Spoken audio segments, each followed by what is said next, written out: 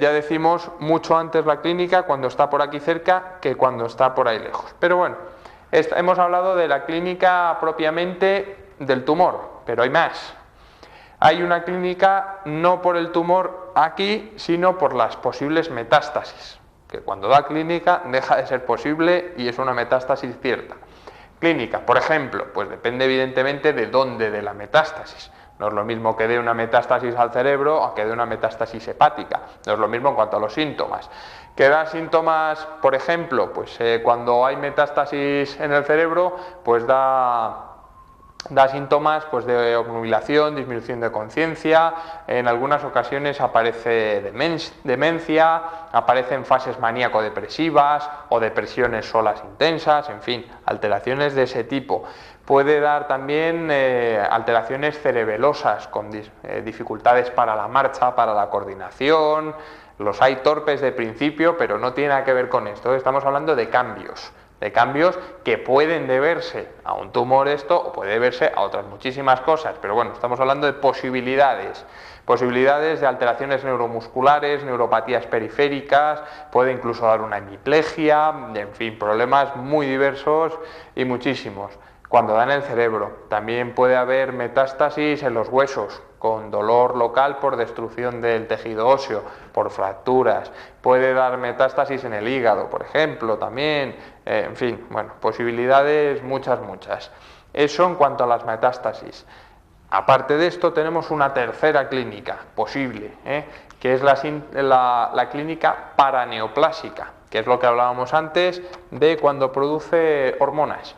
Si produce hormonas, pues puede dar síntomas endocrinos, síndromes endocrinos, que bueno, pues no vamos a entrar en detalle porque del endocrino hemos visto nada de momento y ya lo veremos, como puede ser el síndrome de Cushing, por ejemplo, segrega hormona antidiurética, en fin, muchos problemas de tipo endocrino. Alteraciones metabólicas, casi todos. La más importante de todas ellas y casi la más común a todos los casos es la pérdida de peso.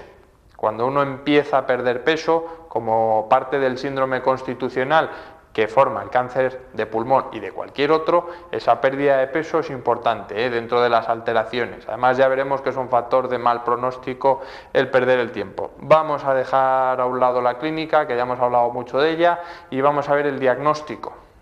Diagnóstico que vamos a dividir en dos apartados distintos.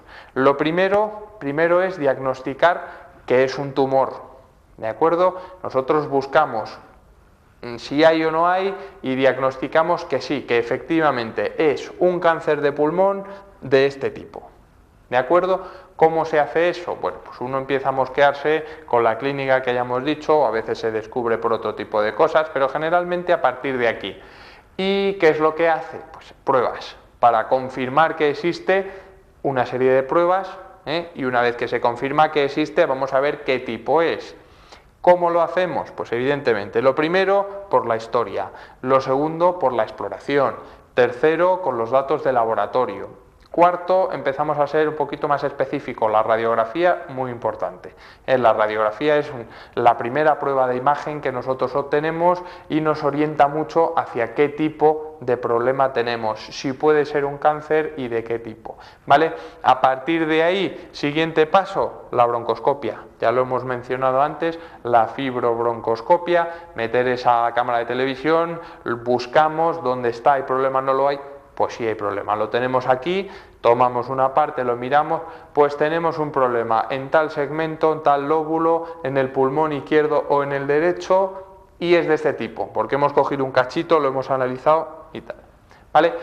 Pruebas más, hay más pruebas desde luego, por ejemplo pruebas de imagen pues más complejas que la radiografía, como puede ser la resonancia, como es el TAC, la tomografía, pues pruebas de imágenes más complejas, para ser un poquito más certero y ver dónde está el problema, ¿de acuerdo? Hay veces que con la radiografía desde luego no se puede y hay otras pruebas, bueno, pues también más complejas para ver la extensión, pero ya nos metemos en el siguiente punto, ¿de acuerdo?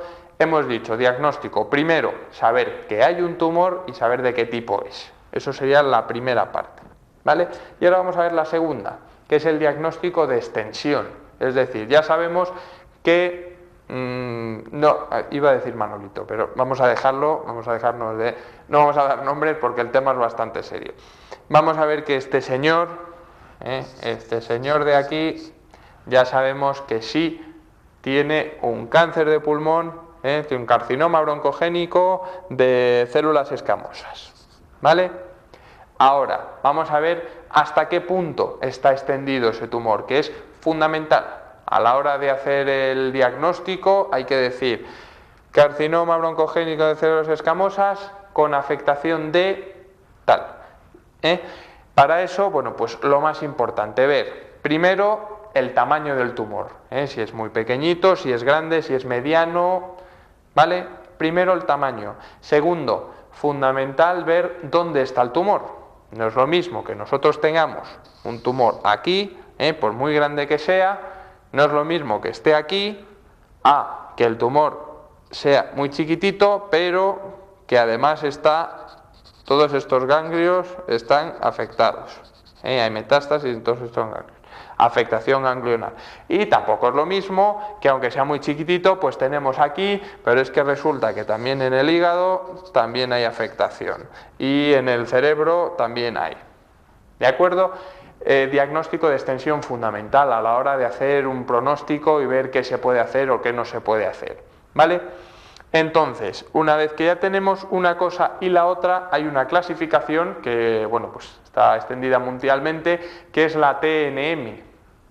Es decir, nosotros tenemos a este señor con este problema, pero hay que meterlo en un grupo. Es decir, ¿qué tipo de cáncer de pulmón tiene? ¿Cómo de grave es el cáncer que tiene? Para eso está la clasificación TNM. ¿Vale? ¿Qué significa? La T hace referencia al tamaño desde T0 o TX, según si por lo chiquitín que sea, o incluso hay veces que se sabe que está, pero no se sabe dónde, ¿de acuerdo? Que también pasa, hasta T4, que ya son tumores considerablemente grandes, ¿de acuerdo? La T hace referencia al tamaño, la N hace referencia a la afectación ganglionar.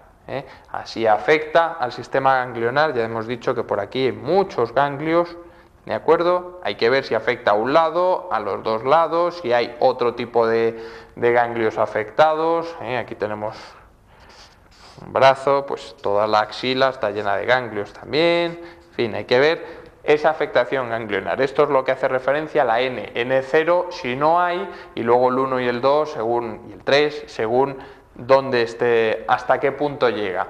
Y por último la M hace referencia a las metástasis, M0 o M1, no hay o sí hay, ¿de acuerdo?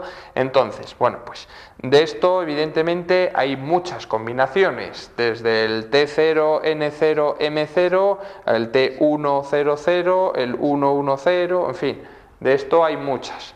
Pero bueno, pues todas ellas, todas las posibilidades que hay, se encuadran dentro de 4 grupos, que son lo que se llaman los estadios. Estadio fundamental a la hora de hacer el diagnóstico. Este señor tiene un carcinoma de células escamosas en estadio 3. Bueno, incluso se subdivide un poquito porque hay 3A y 3B, pero bueno, ya hablamos un poco más general para que se hagan a la idea, ¿de acuerdo? Este señor tiene un tumor en estadio 2.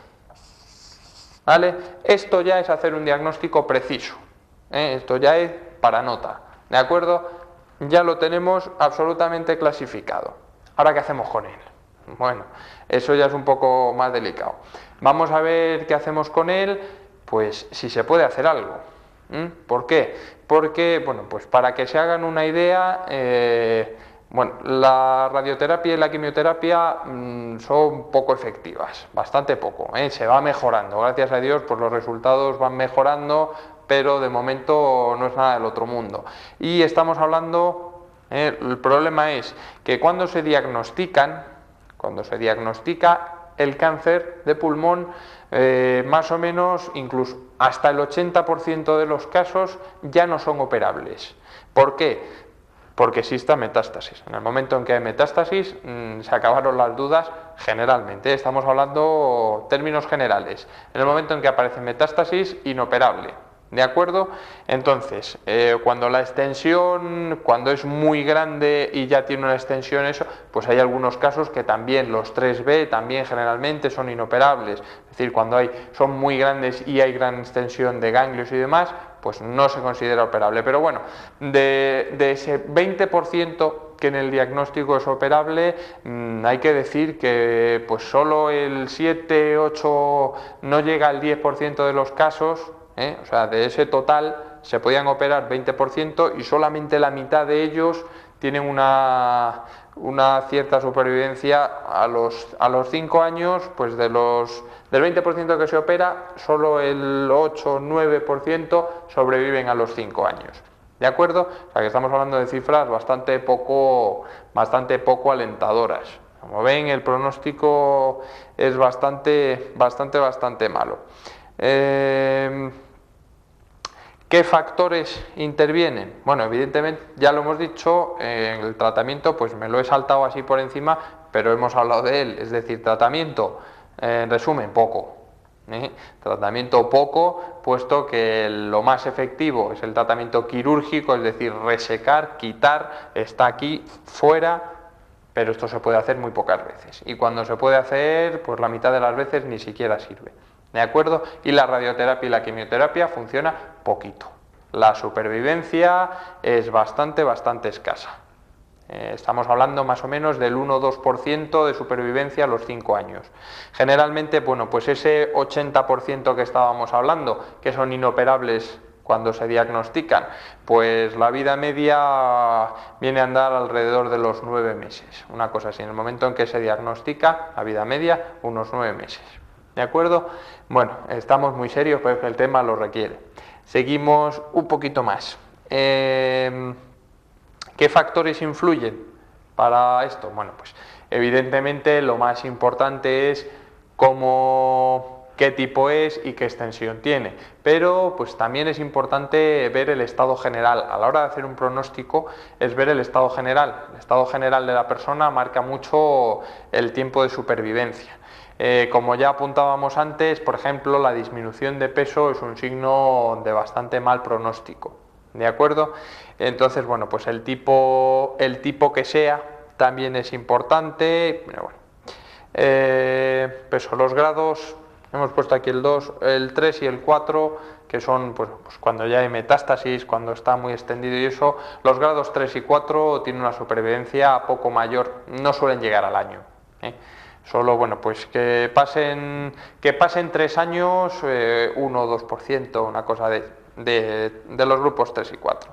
Y bueno, pues así con esto, más o menos, hemos dado una visión general de lo que es el cáncer de pulmón, de quién tiene la culpa, de quién tiene la culpa del cáncer de pulmón, que además, bueno, pues es paradójico ver que la causa más frecuente y mayor, lo más importante de una cosa tan fundamental como el cáncer de pulmón, que es, no lo hemos dicho, primera causa de cáncer en los varones.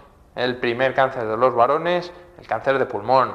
Bueno, pues tenemos el primer cáncer que afecta a los varones, la primera causa del cáncer de los varones, y es una cosa tan absolutamente evitable como es el tabaco. Porque bueno, pues si fueran factores genéticos que no se pueden evitar, pues, ¿qué le vamos a hacer? Menuda herencia me has dejado. Pero bueno, no estamos hablando de factores genéticos, no estamos hablando de factores ambientales que no puedan eliminarse. Pues no, es que la polución, pero es que no puedo irme a vivir a otro sitio. Bueno, vale. No, pues la primera causa del primer cáncer de los varones es esta. Una cosa tan fácil de eliminar como es el tabaco. No, yo no fumo.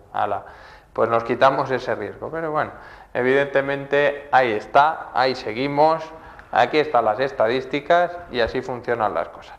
Pues paradójicamente seguimos fumando, seguimos así, el cáncer sigue así o incluso aumentando. Pero bueno, nosotros seguiremos un programa más el próximo día. No vamos a adelantar de qué, el que quiera verlo, que nos enchufe la próxima semana, el próximo episodio.